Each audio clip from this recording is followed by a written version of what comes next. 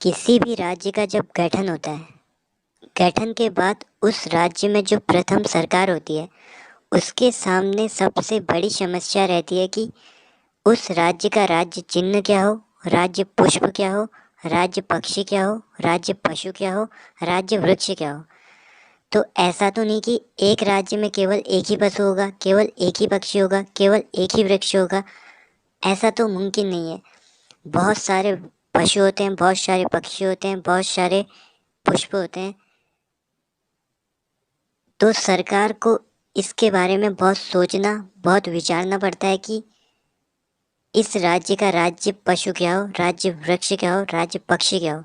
तो आज मैं आपको उत्तराखंड राज्य के राज्य चिन्ह, राज्य पक्षी, राज्य पुष्प, राज्य वृक्ष के बारे में बहुत महत्वपूर्ण बातें बताऊंगा, जो सरकार ने सोचा होगा कि उस समय जब उत्तराखंड का गठन हुआ कि हम उत्तराखंड को कैसे एक अच्छा राज्य बनाएं, कैसे एक बेहतरीन राज्य बनाएं। तो राज्य का जो सबसे पहले गठन के बाद जो सबसे बड़ी सरकार के सामने समस्या थी कि उत्तराखंड का राज्य चिन्ह क्या हो। तो सर्वप्रथम हम बात करेंगे उत्तराखंड का राज्य चिन्ह। उत्तर प्रदेश के 13 हिमालयी क्षेत्रों को काटकर 9 नवंबर 2000 को भारतीय गणतंत्र का 27वां और हिमालय राज्य का 11वां राज्य उत्तरांचल का गठन हुआ। 1 जनवरी 2007 से इसका नाम उत्तराखंड कर दिया गया। गठनोपरांत सन 2001 में प्रदेश सरकार द्वारा राज्य के लिए जिन प्रतीक चिन्हों का निर्धारण किया गया, उसकी चर्चा आइए शुरू करते हैं। प्रथम है उत्तराखंड का राज्य चिन्ह। शासकीय कार्यों के लिए स्वीकृत राज्य चिन्ह में उत्तराखंड के भौगोलिक स्वरूप की झलक मिलती है। इस चिन्ह में एक गोलाकार मुद्रा में 3 पर्वत चोटियों की श्रृंखला और उसके नीचे गंगा की 4 लहरों को दर्शाया गया है। बीच में स्थित चोटी अन्य दोनों चोटियों से ऊंचा है और उसके मध्य में अशोक का लाट अंकित है। अशोक के लाट के नीचे मुंडकोपनिषद से लिया गया वाक्य सत्यमेव जयते लिखा है। तो ये कुछ बहुत इम्पोर्टेंट चीज़ थी कि उत्तराखंड का राज्य चिन्ह कहाँ से लिया है। तो उत्तराखंड का जो राज्य चिन्ह है, उसके बारे में मैंने आपको डिटेल में बताया कि जो उत्तराखंड का जो राज्य चिन्ह है, उसमें एक गोलाकार मुद्रा में 3 पर्वत चोटियाँ हैं, जो गंगा की 4 लहरें हैं और मुंडकोपनिषद से लिया गया सत्यमेव जयते है। अब हम बात करेंगे कि उत्तराखंड का राज्य पुष्प। मध्य हिमालयी क्षेत्र में 4800 से 6000 मीटर की ऊंचाई पर पाए जाने वाले पुष्प ब्रह्मकमल को उत्तराखंड सरकार ने राज्य पुष्प घोषित किया है। यह किस कुल का पौधा है? तो यह एस टेरेसी कुल का पौधा है। इसका वैज्ञानिक नाम क्या है? इसका वैज्ञानिक नाम सोसूरिया अबवेलेटा है। उत्तराखंड में इसकी कुल 24 और पूरे विश्व में 210 प्रजातियां पाई जाती है। अब उत्तराखंड में इसकी बहुत लोकप्रिय प्रजातियां कौन कौन सी है?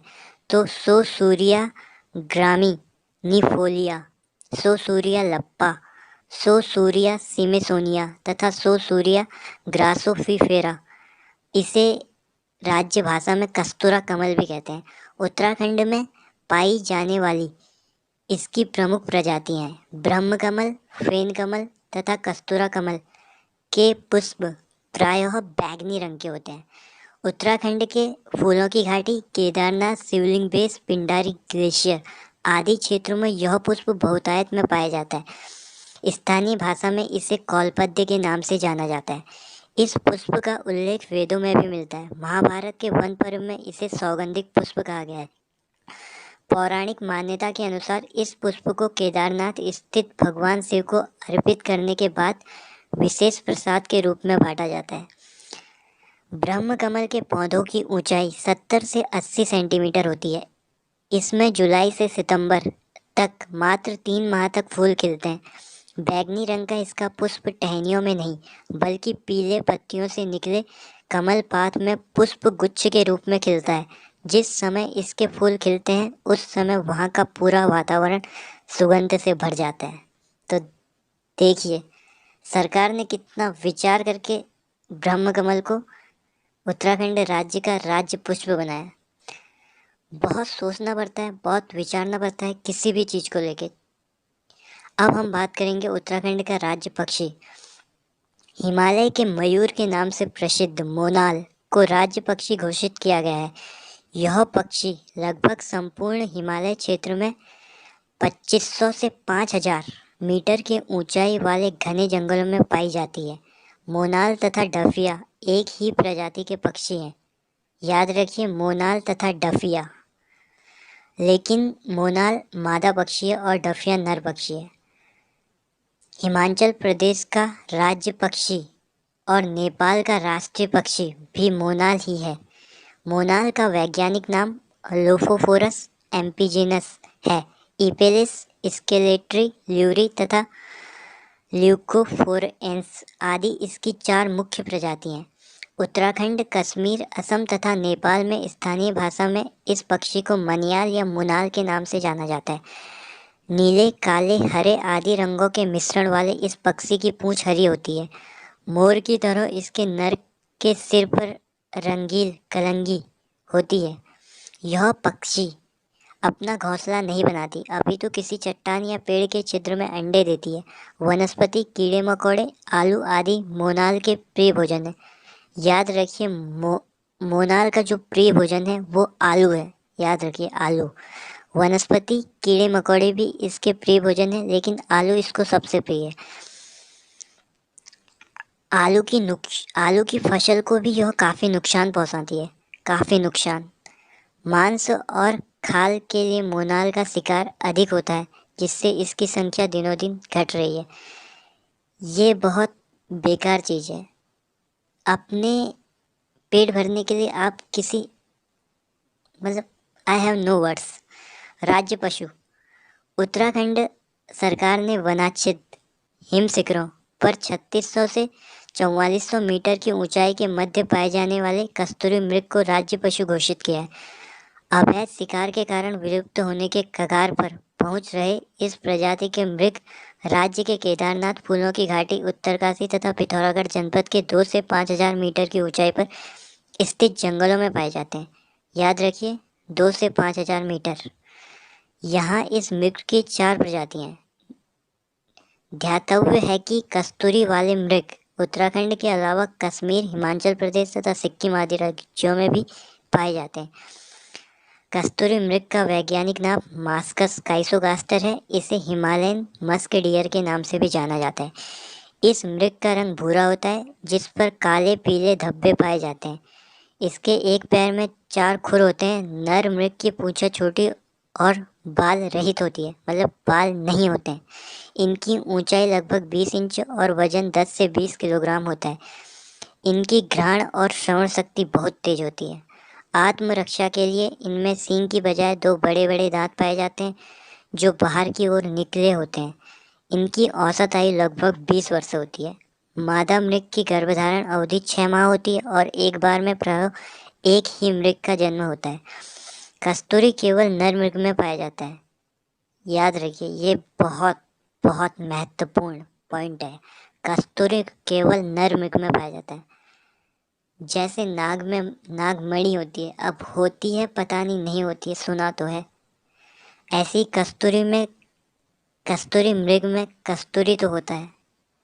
ये तो डेफिनेटली श्योरिटी के साथ कह रहा हूँ, कस्तूरी में कस्तूरी होता है, जिसका निर्माण 1 वर्ष से अधिक आयु के मृग के जननांग के समीप स्थित ग्रंथि से स्रावित द्रव के नाभि के पास एक गांठनुमा थैली में एकत्र होने से होता है। इसी गांठ का ऑपरेशन कर गाढ़े द्रव के रूप में कस्तूरी प्राप्त किया जाता है। एक मृग से एक बार में सामान्यतः 30 से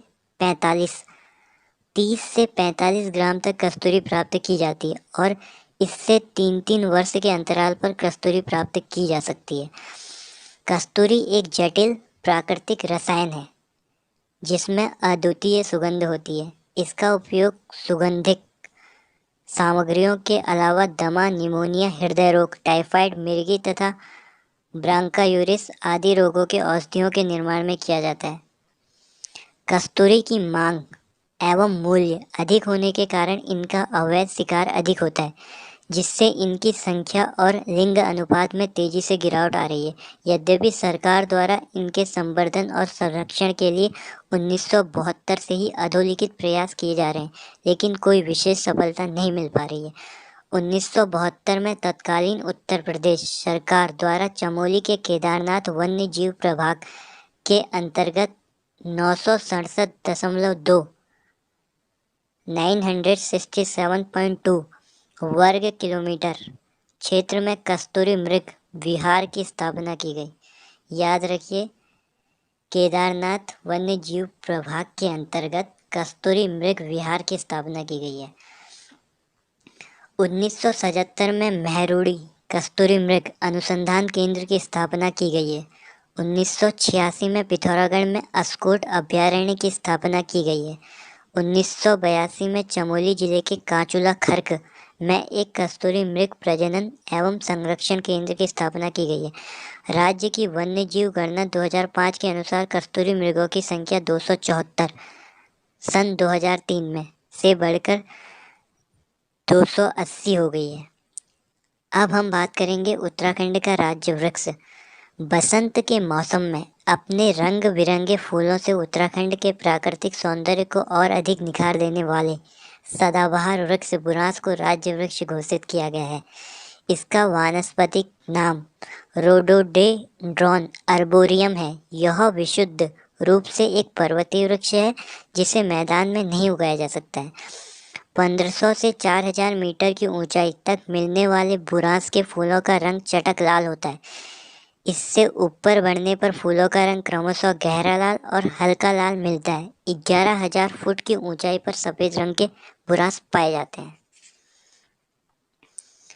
बुरांस का फूल मकर संक्रांति के बाद गर्मी बढ़ने के साथ धीरे धीरे खिलना शुरू होता है और बैसाखी तक पूरा खिल जाता है। याद रखिए, बुरांस का फूल मकर संक्रांति के बाद गर्मी बढ़ने के साथ धीरे धीरे खिलना शुरू होता है। जैसे गर्मी बढ़ेगी तो इसका पुष्प खिलेगा और बैसाखी तक पूरा खिल जाता है। बैसाखी तक ये पूरा खिल चुका होता है। उसके बाद गर्मी में बढ़ जाने के कारण इसके फूल सूखकर गिरने लगते हैं। मतलब बसंत पंचमी, मतलब मकर संक्रांति से बुरांस का पुष्प है वो खिलना शुरू होता है। वैसाखी तक ये पूर्ण खिलता है। जैसी वैसाखी के बाद धीरे धीरे गर्मी बढ़ती है तो इसका फूल सूखकर मुरझाकर गिरने लगते हैं। औषधीय गुणों से युक्त बुरांस के फूलों का जूस हृदय रोग के लिए बहुत लाभकारी है।